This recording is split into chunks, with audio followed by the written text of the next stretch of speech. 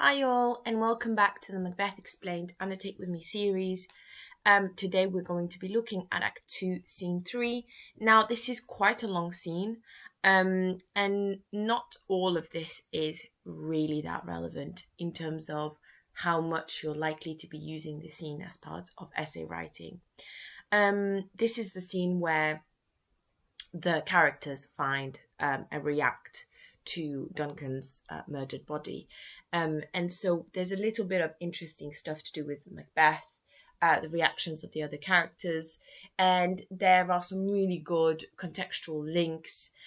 In this scene, we talk a lot about the natural order of things, this idea that things in the world have a natural order that they're meant to follow, and by killing Duncan, this natural order has been disrupted or broken by Macbeth. So that's really the relevant stuff we'll be finding in this scene, and that's what I'll be focusing on. I won't be translating every single line for every single character, just because some of it is not really relevant and you're very unlikely to use in an essay. So, same as usual, if you would like to pause the video at this point, grab a pen, copy of the play, highlighters, anything that you might need, and press play when you're ready. So scene 3, the same place, we're still in a court in Macbeth's castle. Knocking within, so someone's knocking at the gate, enter a porter. The porter would be the person that's in charge of opening the castle gate and letting people in. And the porter, this whole entire scene, so you're going to see the porter kind of has this speech here. He's talking to himself and then he's talking to some of the characters. This is really a scene that's in the play for comic relief. So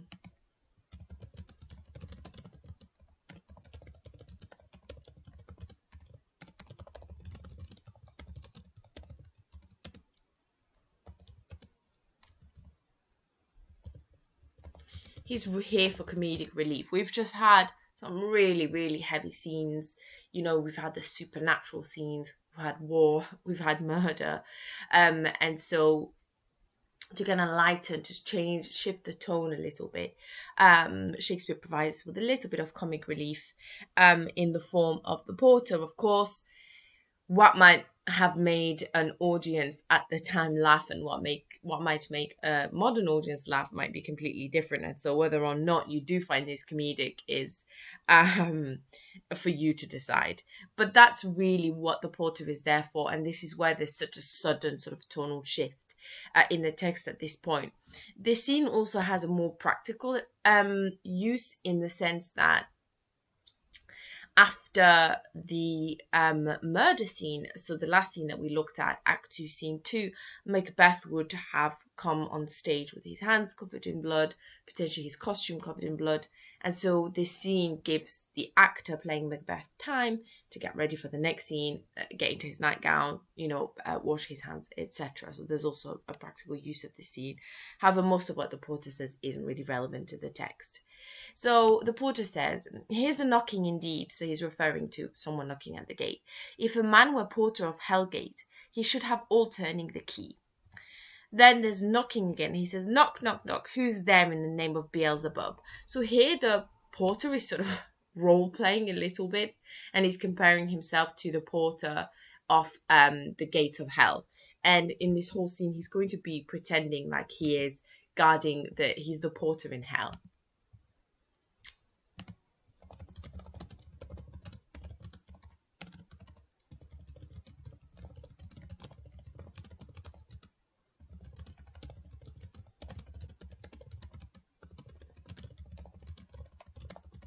And he's just opening the gates to let people into hell, and he's pretending like he's talking to different people going to hell. So the first person, he says, "Who's here in the name of Beelzebub?" Beelzebub is it can either refer to the devil or a devil.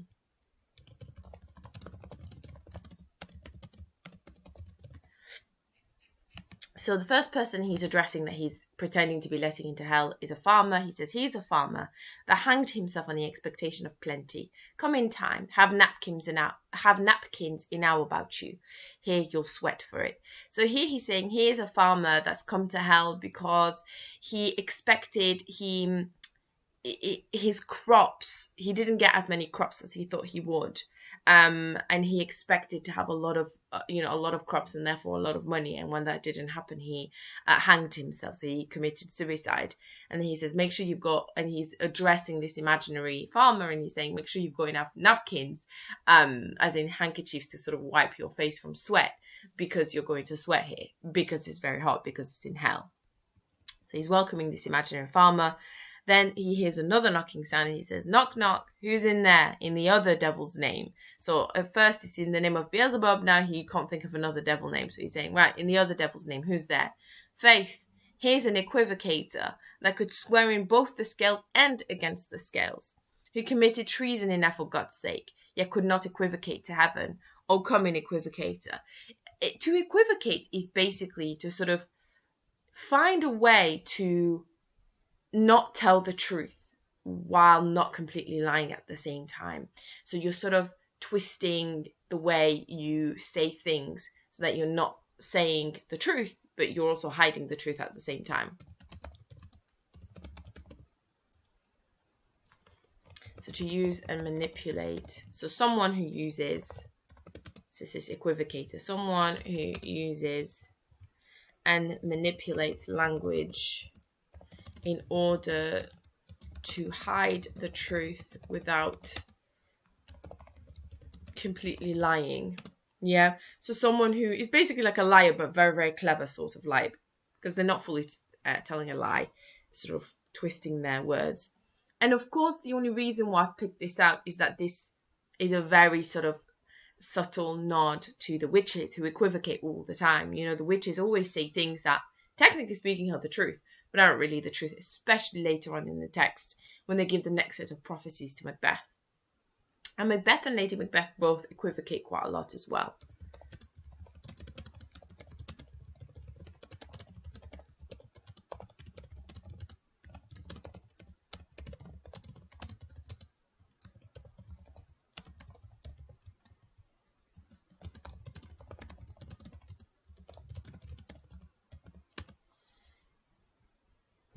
So he's saying in this case, in the case of this imaginary person who's going to hell, because they equivocated, so they kind of didn't tell, so probably in court they wouldn't have told the truth. But he says, yet you could not equivocate to heaven. So if you're in a court of law, you might be able to equivocate, you might be able to twist and hide the truth with your words, but you can't do that in front of God, because God knows the truth. So this person still ended up in hell. Oh, come in, equivocator, and he welcomes him to hell. Again, a knocking sound. Knock, knock, knock, who's there? Faith. Faith is just an expression of, like, oh, in faith, God, just a sort of exclamation. Faith, here's an English tailor come hither for stealing out of a French hose.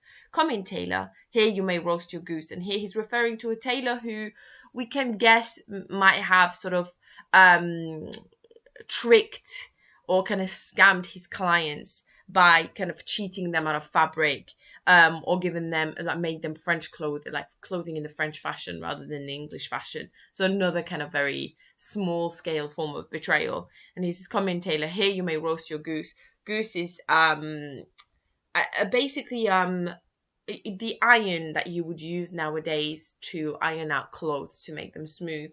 At the time they had an iron like that, but on a long sort of with a really long handle, and that was called a goose. So he's saying, here you can roast your goose, here you can heat up your iron, like your clothing iron, because of course it's so hot because it's hell. So he's still keeping up this kind of role of being the porter of Hell's Gate. And he says, there's another knocking sound. He says, knock, knock, never quiet. Like, it's never quiet. There's always knocking on the gate. What are you? But this place is too cold for hell. I'll devil porter no further. So he says it keeps knocking, and he's sort of getting sick of this like game. And he says, to be honest, it's too cold anyway. I mean, this would be set in Scotland, where, especially if it's the wintertime, it would be freezing cold. So he's saying it's too cold anyway. There's no point pretending to be the porter of Hell's Gate anymore. I have thought to have let in some of all professions that go to the primrose ways to the everlasting bonfire. He was ready to let a person from each profession, a person from each job in the world, he was ready to let them all through Gate's hell. So he was going to keep up this kind of charade, or this comedic bit of letting like a person from each different job through the gates of hell, but now he's decided it's too cold and the knocking's never going to stop anyway, so he might as well stop knocking within. And on, like, now, I'm coming. I pray you remember the porter. He's asking for some sort of consideration. Maybe he's asking for a tip as well.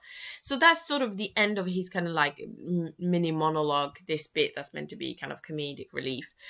Of course, the reference to hell here kind of loses its comedic effect, because if you think about it, we've just had the previous scene was all about Macbeth and losing his connection to God, and, you know, the fact that he will probably be going to hell, and then we have the porter kind of making fun of that a little bit. So there is definitely a thematic link to, you know, the theme of religion and betrayal against God.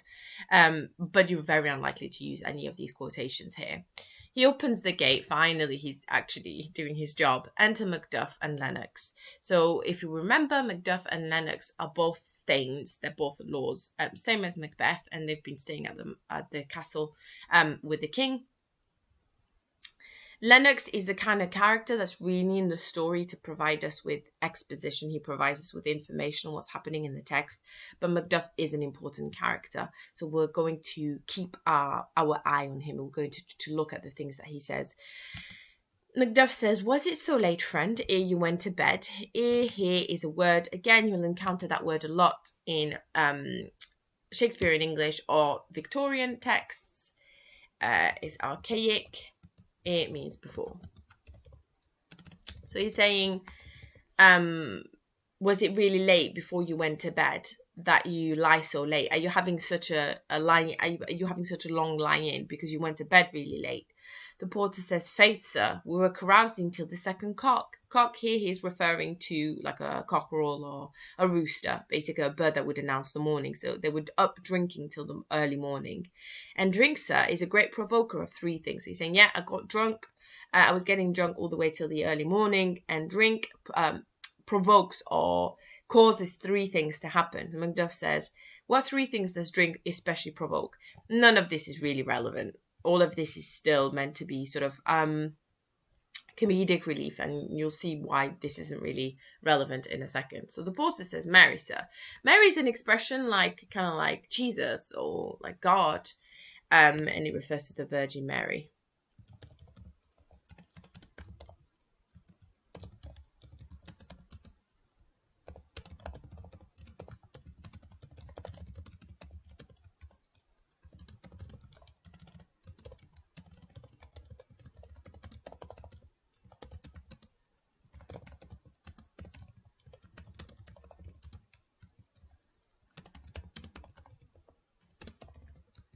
You know, so it's saying, "Oh God, sir." So he says, "Mary, sir, nose painting, sleep, and urine." So he's saying these are the three things that alcohol causes. They paint your nose, meaning they make your nose go red. They make you go to sleep, and they make you want to pee. So it referring to alcohol. So alcohol makes your nose red, it makes you want to go to sleep, it makes you want to pee. Then he talks about lechery, and lechery is like lust or like sexual desire. He says, "Lechery, sir, it provokes and unprovokes." So it makes you have sexual desire, but it also makes the sexual desire go away. He says it provokes the desire, but it takes away the performance. Therefore, much drink may be said to be an equivocator with lechery. It makes him and it mars him. It sets him on and it takes him off. Persuades him and disheartens him. Makes him stand to, so makes him have an erection and not stand to. In conclusion, equivocates him in his sleep and giving him the lie, leaves him. So here he's saying when you're drunk, alcohol causes you to basically have sexual desire and get an erection, basically. But because you're so drunk, you can't do anything about it, so you sort of lose your erection. So if you drink too much, you basically are going to struggle having sex because you're not going to keep an erection, and that's what he's referring to. The joke is very out of place, and would only really be there to make the audience laugh. It's kind of crass innuendo, sexual jokes. Shakespeare often uses those types of jokes in his comedies, and here he's definitely using this to kind of lighten the mood a little bit before something, the rest of the play happens. Because the play is really, really dark and really depressing. And maybe he just wanted to kind of lighten the mood a bit for his audience. Either way, this is really completely irrelevant to the actual key themes of the text. Macduff says, I believe Drink gave thee the lie last night. So he's saying like all of these things that he's talking about. Macduff says, yeah, I believe that that's literally what you must have been going through last night. Like you must have gotten really drunk and been affected by these things. The porter says, that it did, sir, in the very throat on me, but I requited him for his lie, and I think, being too strong for him, though he took up my legs sometime, yet I made a shift to cast him. So he's kind of almost like, he's almost creating this image of him and alcohol, like wrestling and fighting one another. And he's saying, yeah, it got me right in the throat, meaning he drank the alcohol. And sometimes it took his legs, basically made it difficult for him to walk. But I cast him out. He threw up in the end. And that's how he triumphed or won over the alcohol. Macduff changes the subject, thankfully. He says, is thy master stirring? Is your master, your boss, up? And he's talking to Macbeth. Macbeth, right on cue, says, arrives. So enter Macbeth. And here, when you have a stage direction like this, in the middle of a speech without a character name here, it means it's still the same character talking. So here's Macduff talking. As he's talking, Macbeth comes into the scene. A knocking has awaked him. Here he comes. He said, oh yeah, he must have woken up when he heard all the knocking. Lennox says, good morrow, noble sir. Good morning, noble sir. Macbeth says, good morrow. Macduff says, is the king stirring, worthy thane? Do you know if the king is up yet? Not yet, said Macbeth. He did command me to call timely on him. I have almost slipped the hour. So Macduff here is saying that the king tasked him with waking him up, and he says, and he asked me to wake him up at the right time. And I've almost missed the time, so better go wake him up. Macbeth says, I'll bring you to him. Yeah, let me take you to his room. Macduff says, I know this is a joyful trouble to you, and yet 'tis one. He's saying, I know that this is like a good kind of problem for you, but it's still like a problem, it's still a chore. And Macbeth says, the labour we delight in physics pain. This is the door. He's saying, don't worry, you can't, a problem that's, when something is a pleasure to do, it's not really a problem. It's not really a pain. And they've arrived at the king's door. He says, this is the door. So Macbeth here is kind of not allowing himself to say, yeah, it's a pain it's a pain to have to look after the king. He's kind of saying, no, it's a pleasure to look after the king. Still very steadfastly presenting this image of himself being really loyal. He says, this is the door, this is the king's door. Macduff says, I'll make so bold to call, for 'tis my limited service. Like he's saying, well, it's the only thing the king asked of me, so I might as well go wake him up. Exit. So Macduff goes off to wake up the king. Lennox says, goes the king hence today? Is the king leaving the castle today? Macbeth says he does. He did appoint so. Yeah, that's what he's planning. That's what he was planning. And here Lennox changes the subject and talks about the night that just passed, so the night of Duncan's murder. And he says, the night has been unruly. Unruly is a word that means like out of control.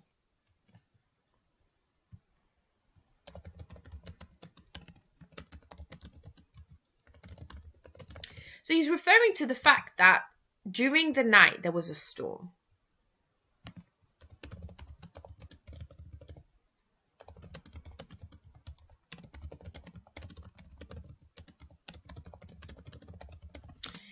He says, where we lay, our chimneys were blown down. The wind was blowing so hard, the wind was so strong that it felt like their chimneys were going to collapse. And as they say, lamenting's heard in the air. Lamenting is like a sound or a song of sorrow or grief. Like usually you lament when someone has died.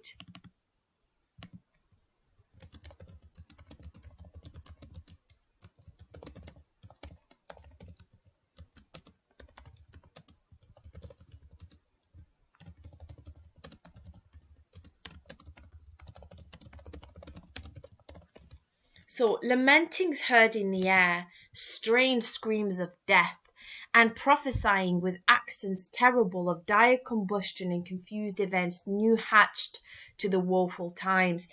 he's saying the sound of the storm, the wind, sounded like lamentings, like strange screams of death, and it seemed to almost prophesy. It seemed to almost predict like a new hatched to the woeful. New hatched is like an egg that's just hatched.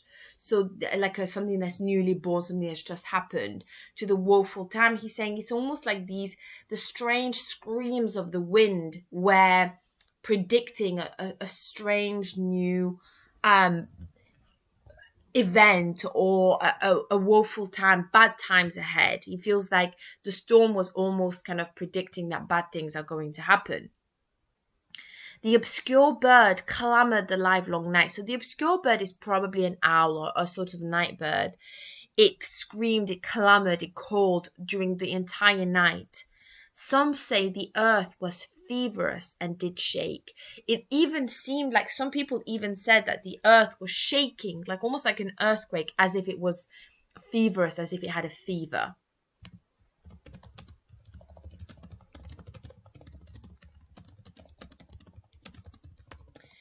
So this whole bit here, it seems like he's just talking about a storm and he's just exaggerating what happened during this storm. But this quotation is really about the disruption of the natural order, nature rebelling against the murder of Duncan.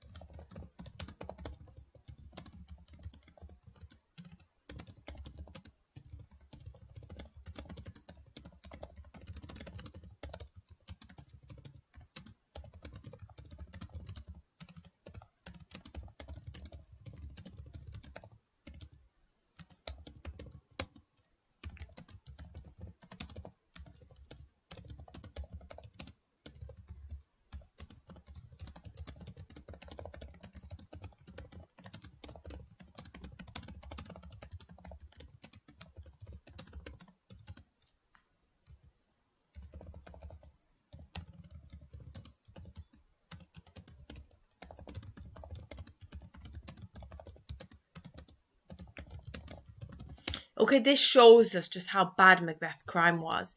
Nature itself, the earth itself is rejecting his crime, is rejecting what he has done. And Macbeth doesn't really build on this. He says, "'Twas a rough night." Yeah, it was a rough night. He doesn't want to talk about this. If you think about look at all the lines that Lennox just spoke about the storm. Macbeth says, yeah, it was a rough night. And it was a rough night for Macbeth, but also he's not going to want to talk about this. And in Macbeth's lines in this scene so far are very short. You can tell he's distracted. You know, he's not exactly in a great mood after what he's done. Lennox says, "My young remembrance cannot parallel a fellow to it." Lennox can't remember a night as bad as this one before. Re-enter Macduff. Now Macduff has come back, and it's really important that Macduff is the character that discovers Duncan's dead body, because there's really a sense that he's the one most affected by it. And ultimately, Macduff will be the character to actually avenge Duncan's death. We won't find that out until much, much, much, much later. Macduff says, "Oh, horror, horror, horror, tongue nor heart cannot conceive nor name thee." So Macduff has just witnessed something so horrifying, so heinous, that he feels like he can't even say what he just saw. His heart can't even conceive it. His heart can't even process what he just saw.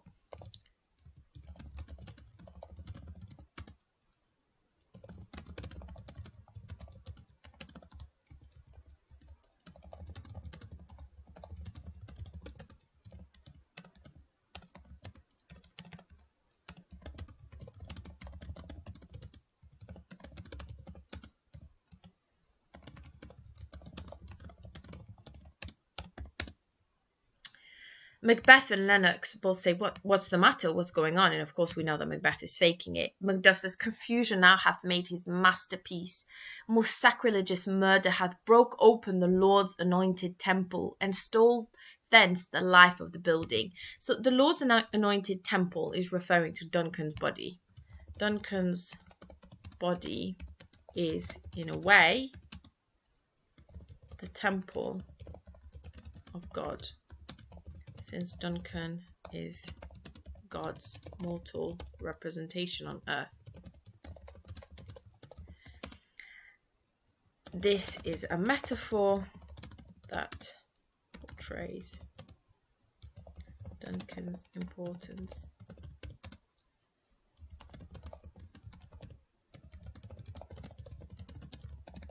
Yeah, it's not just Duncan's importance as the king, but Duncan's importance in terms of religion, in terms of what the characters would believe about God. It's as if Duncan is like a temple that represents God. And it's as if it's as if someone broke into the temple, broke open the temple and stole the life inside the building. So this is a metaphor to talk about Duncan's death. And when he says sacrilegious, a sacrilege is like, again, it's like a crime, but not a crime against someone, a crime against God.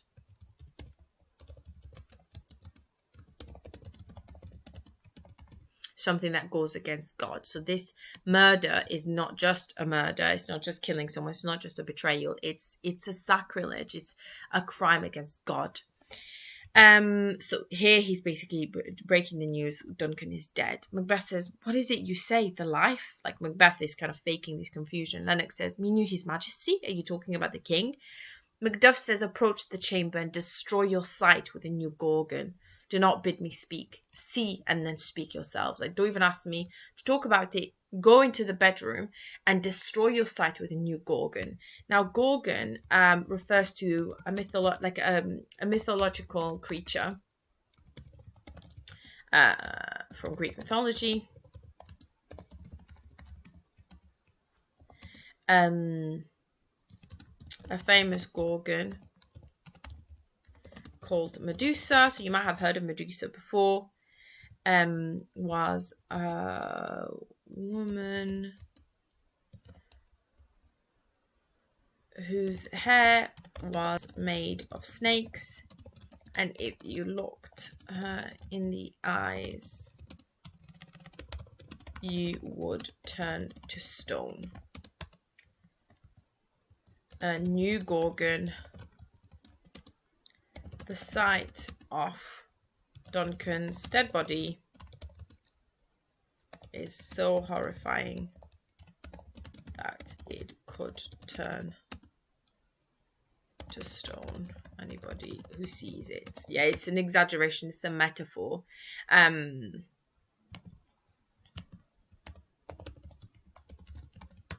It's a metaphor that Macduff is using to really stress how horrifying the sight of Duncan's dead body is. Yeah, destroy your sight with a new gorgon. Really effective quote, really creates this shocking imagery. Exeunt, Macbeth and Lennox, they both go off stage to presumably go into Duncan's bedroom to look at the corpse. In the meantime, Macduff is screaming, "Awake, awake, ring the alarm bell, murder and treason, Banquo and Donalbain, Malcolm, awake." He's waking everyone up in the castle. Like, this is a state of alarm. It's not just any murder, it's also treason. Yeah, treason is like betrayal against the country, against Scotland. "Shake off this downy sleep, death's counterfeit, and look on death itself." So again, the link between sleep and death. He's saying sleep is death's counterfeit, meaning sleep looks like death.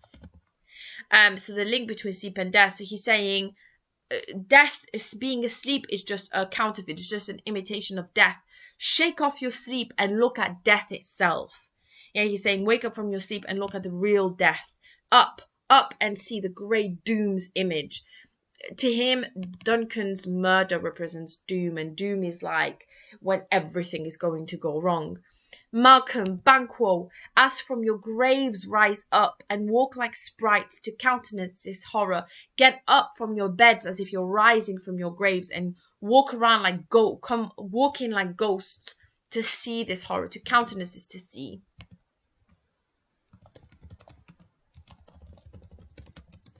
In this context, he means to look at this horror. "Ring the bell." The bell rings. Enter Lady Macbeth. Lady Macbeth says, what's the business? Again, remember the word business. She loves this word, so transactional, so cold-hearted. "What's the business that such a hideous trumper calls to parley? The sleepers of the house, speak, speak." She's saying, what could have possibly happened that you're making all this noise and waking everyone up in the house? Macduff says, "Oh, gentle lady." So here, of course, this is very ironic because she's the one that just committed the murder he's so horrified and shocked by.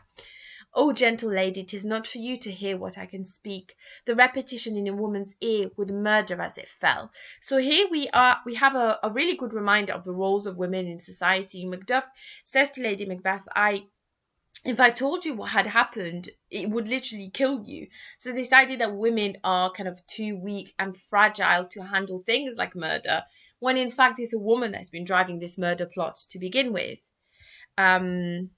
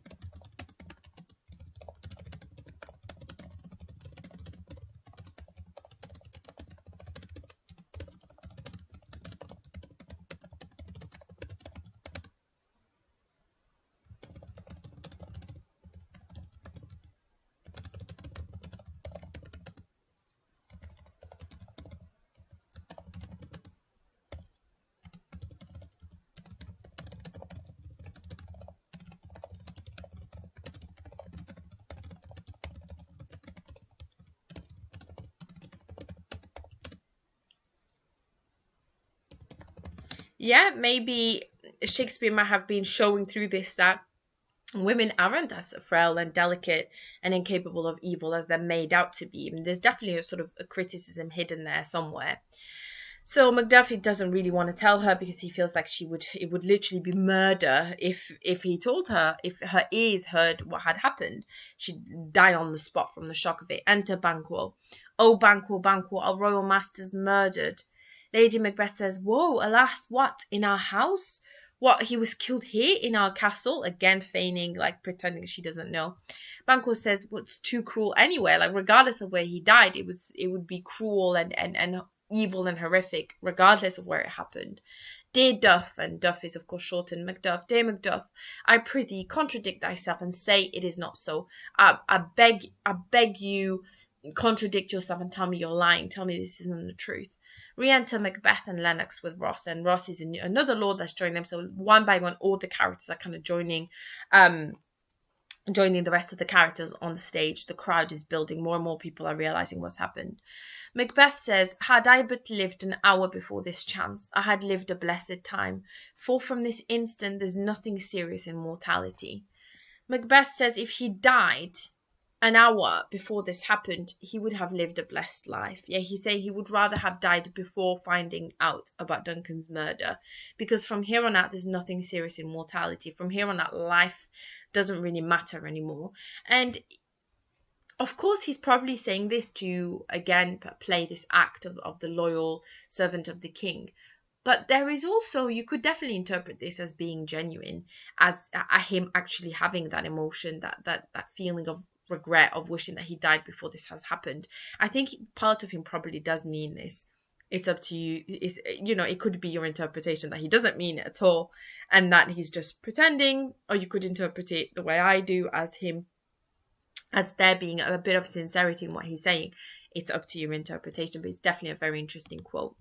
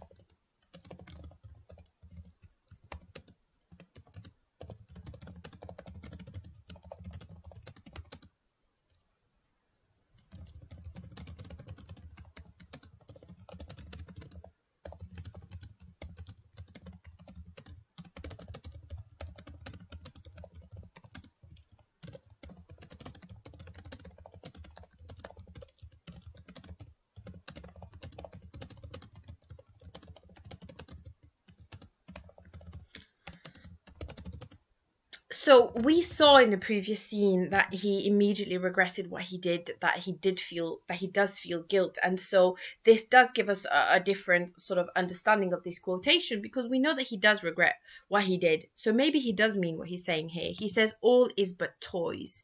Yeah, everything in life now feels like it's toys, like it's not real, like it's, a toy is something a child uses. It's not serious, it's not important. Renown and grace is dead. The wine of life is drawn, and the mere lees is left this vault to brag of. He's saying Duncan is basically like a glass of wine that's been spilt, and the wine's just all gone out of the glass, and there's only the dregs, only the few droplets at the bottom left. That's what's happened with Duncan. But again, the wine kind of represents his blood here, and we get this kind of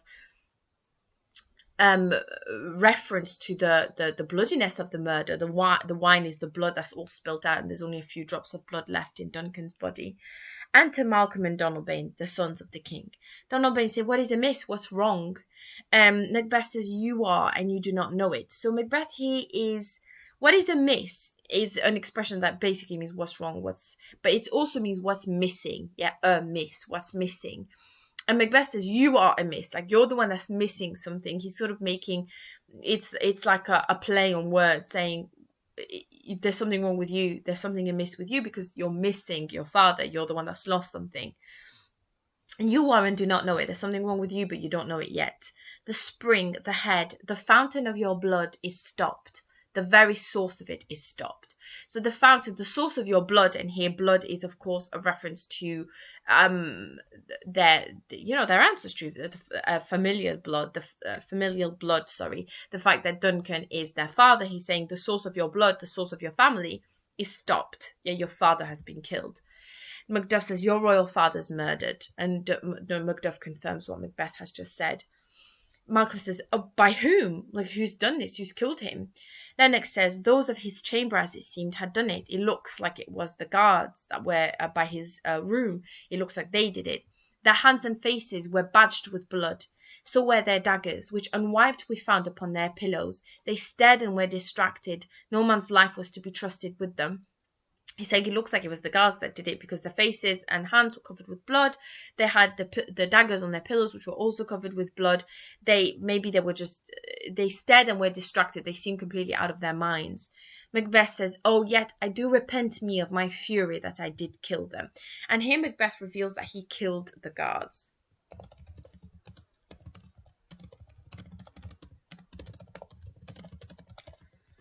So, of course, we know that Macbeth kills the guards probably so that they don't speak up and say, "Well, no, we were drunk," or "We don't remember," or "No, we didn't do this," or maybe they saw something. So he did it for his own safety. Macduff immediately picks up on that and says, "Wherefore did you so? Why on earth would you do that?"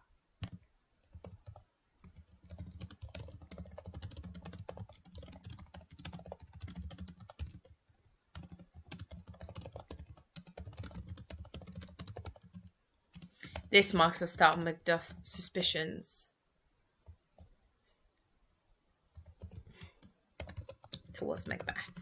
This is probably the first big mistake that Macbeth makes, because from here on out we can tell that Macduff becomes more suspicious of Macbeth. But Macbeth really sells it. He says, "Who can be wise, amazed, temperate and furious, loyal and neutral in a moment? Who can be wise?" So like wise, wisdom, being intelligent, thinking things through. Amazed, shocked. Temperate, calm. Temperate and furious, loyal and neutral in a moment. He said, who can be all these things at the same time? Who can be in shock and yet wise, angry and yet calm, loyal and neutral at the same time? No man. No one is capable of being in shock and yet being able to control their emotions. No one is able to be furious and yet calm at the same time. And the expedition, my violent love outrun the pause of reason. Yeah, my motivation for killing the guards, my violent love, yeah, the passion of my love towards Duncan, outran the pause of reason. Reason didn't have time to stop him, because his passion, his love for Duncan, his loyalty towards Duncan drove him on. Here lay Duncan, his silver skin laced with his golden blood. And here this imagery of silver and gold is really important, because gold is an important motif in Macbeth. Macbeth is comparing Duncan's skin to silver and his blood to gold.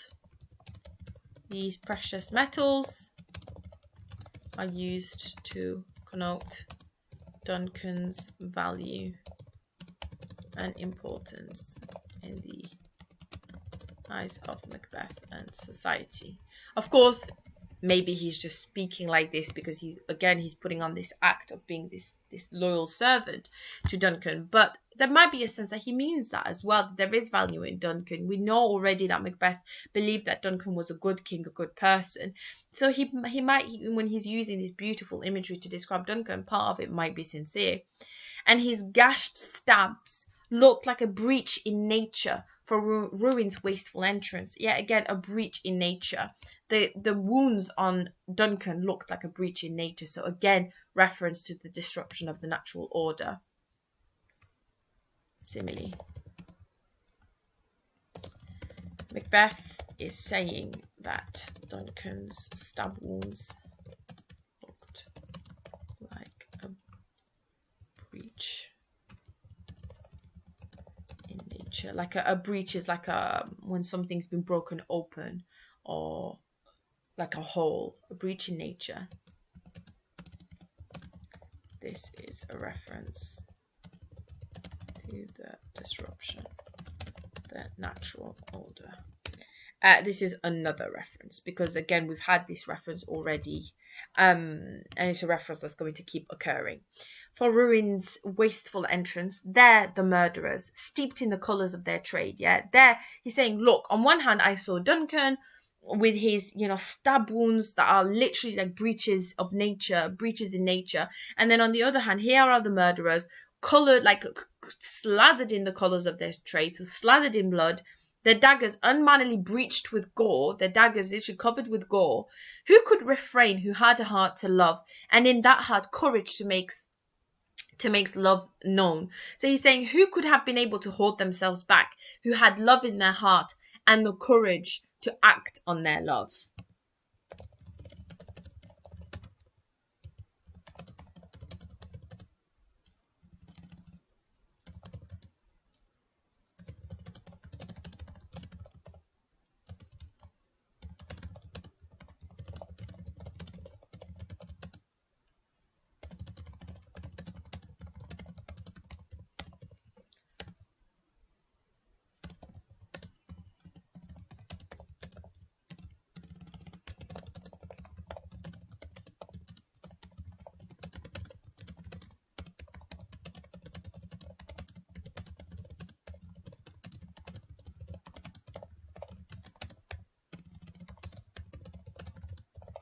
So if anything, he's basically making himself sound like he was the only loyal one because he was the only one who was willing to avenge the king, not any of the other Thanes. Lady Macbeth says, help me hands toe. Like, she's basically, there's no stage directions here, but there's a sense that she is sort of like feeling woozy or pretending to swoon or something like that, kind of playing up this act. Macduff says, look to the lady. He's asking someone to kind of look after Lady Macbeth. Malcolm aside to Donalbain. So here Malcolm and Donalbain, the sons of the kings, exchange this little conversation. Why do we hold our tongues that most may claim this argument for hours? Why are we not speaking when we have the most to say? Like, we're the ones that are most concerned by this. Donalbain says, what should be spoke here, where our fate hid in an auger hole may rush and seize us? Let's away, our tears are not yet brewed. He's saying, why should we need to speak when our fates have not yet been decided? Here Donalbain is basically implying that, like, the same thing that's happened to Duncan could happen to them. They don't have time for crying, yeah? Our tears are not yet brewed. This is not the time for tears. Let's get away and actually kind of keep ourselves safe before we mourn our father. Because if this has happened to Duncan, it's very likely that it's going to happen to them as well. Malcolm, responding to Donalbain, says, not our strong sorrow upon the foot of motion. Not our strong sorrow upon the foot of motion. Like, it's better if our sorrow will be ready to express itself. We'll be ready to talk and express our sorrow once we've moved, once we've kind of gotten away from here. So here, Donalbain and Malcolm are deciding that they probably need to get away because it's very likely that something similar, that they're also going to get murdered. Banquo says, look to the lady. Lady Macbeth is carried out. So Lady Macbeth is sort of pretending to be kind of swooning or faint from what she's seen. Of course, this is all an act, and she's playing up this role of the frail woman that could never do something evil. Banquo carries on talking. He says, when we have our naked frailties hid, he's talking about the fact that they're probably all still in their sleeping clothes. So he's saying when we've kind of clothed ourselves, warmed ourselves up, basically when they're wearing their normal clothes. That suffering exposure is basically, it's really cold. Basically, the clothes that they're wearing right now are not keeping them warm. So he's saying, let's go get dressed, get warm. Then when we're done, let us meet and question this most bloody piece of work. Let's meet and discuss the murder, to know it further, to see if we can work out what happened. Fears and scruples shake us. In the great hand of God I stand, and thence against the undivulged pretense I fight of treasonous malice. He's saying, he's kind of putting himself in the hands of God. Yeah, in the great hand of God I stand, and thence against the undivulged pretense I fight of treasonous malice. He's saying, if he trusts God, God will protect him, and God will kind of help him deal with this treason. God will kind of keep him safe. And this is a really great way of showing the difference and the kind of branching paths, again, of Banquo and Macbeth. Macbeth, who can't say amen, and Banquo, who has absolute trust in God. Banquo places his trust in God to keep him safe from whatever treason is at hand. This shows Banquo's relationship with God and the complete trust he has in God, and contrasts with Macbeth's own inability to pray. Yeah, Banquo chose not to act on the witch's prophecies, and he's rewarded for that because he can still trust God, whereas Macbeth no longer can. Macduff says, so do I. All says, so all. Okay, let's all go get dressed and meet back and trust in God that we can, work out what's happened here.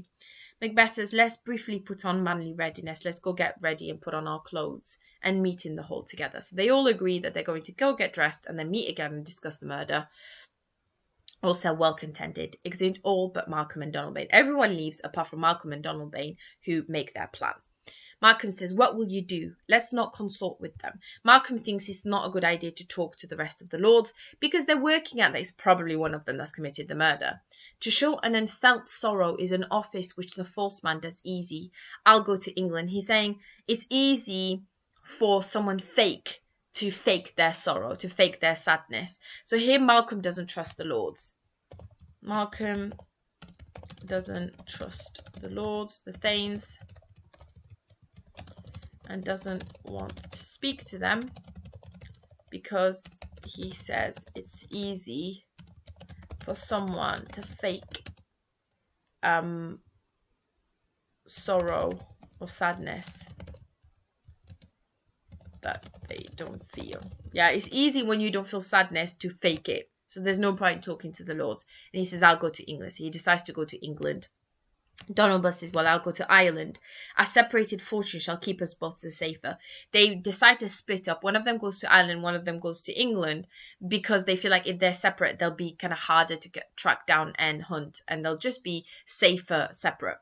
Where we are, there's daggers in men's smiles. The near in blood, the nearer bloody. He's saying there's daggers in men's smiles. Yeah, again, this idea of appearance versus reality. The fact that it's really easy to hide your evil intentions behind a smile.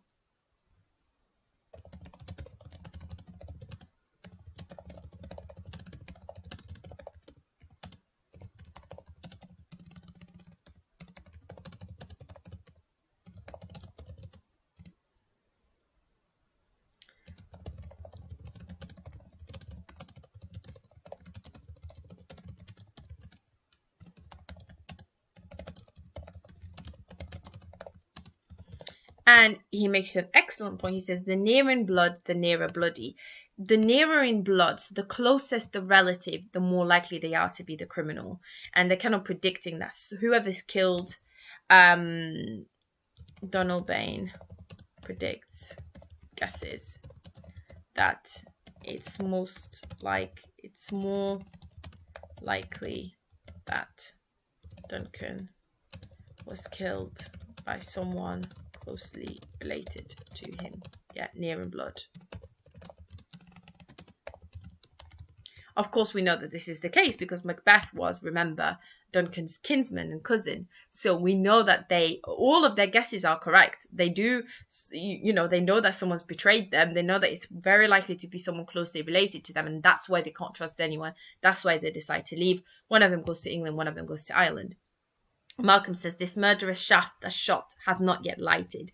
It's as if there's been an arrow fired at them that's not yet landed. So they know they're kind of next in the firing line.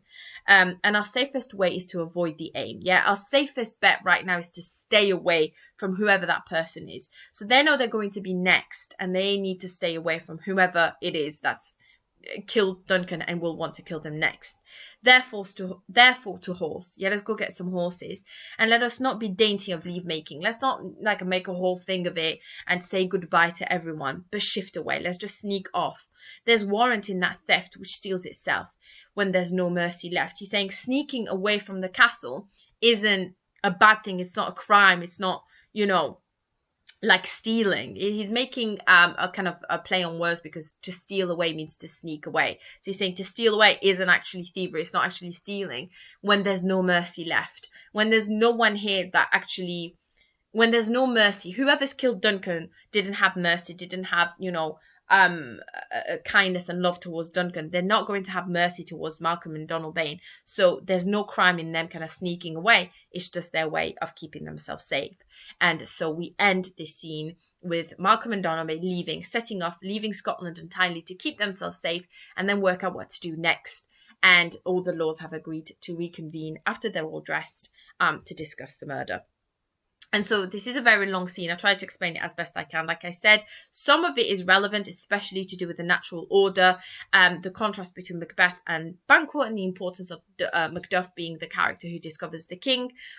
As usual, if you have any questions, anything to do with this scene specifically, any questions to do with Act 2, Macbeth, plot, characters, themes, anything at all, please feel free to post your questions in the comments. I will happily respond to them to the best of my ability. And I hope you join us in the next video. It's a much shorter scene that time.